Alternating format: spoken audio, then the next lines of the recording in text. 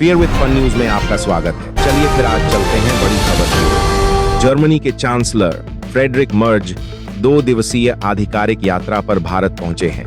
यह उनकी पहली भारत यात्रा है और खास बात यह है कि उन्होंने अपने पहले एशियाई दौरे के लिए भारत को चुना है।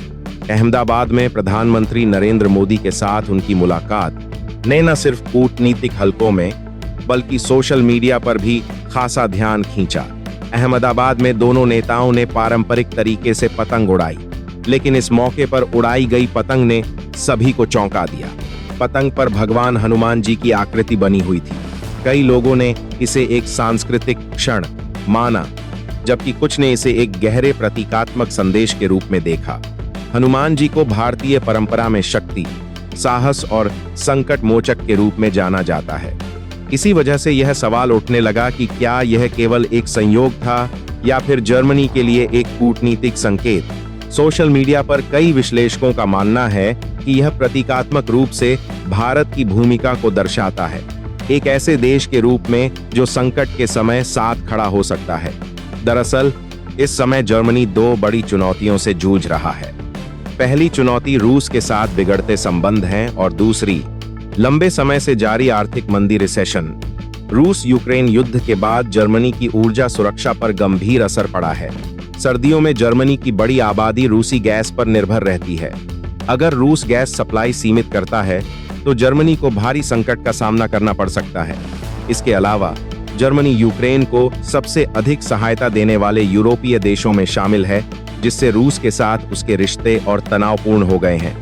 विशेषज्ञों का मानना है कि यदि रूस और नाटो के बीच हालात और बिगड़ते हैं तो जर्मनी सबसे अधिक दबाव में आ सकता है, चाहे वह कूटनीतिक हो या आर्थिक। ऐसे में भारत जैसे बड़े और संतुलित वैश्विक खिलाड़ी से संवाद जर्मनी के लिए बेहद महत्वपूर्ण बन गया है।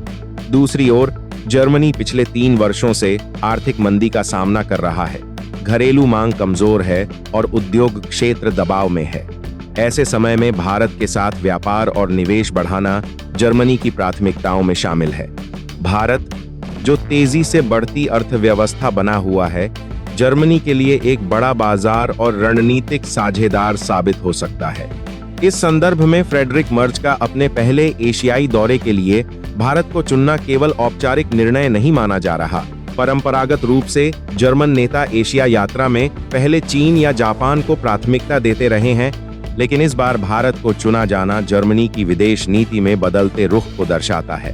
पीएम मोदी के साथ बैठक में रूस यूक्रेन युद्ध, ऊर्जा सुरक्षा, वैश्विक अर्थव्यवस्था और द्विपक्षीय व्यापार जैसे अहम मुद्दों पर चर्चा की गई। दोनों देशों के बीच रणनीतिक साझेदारी को और मजबूत करने पर भी जोर दिया गया।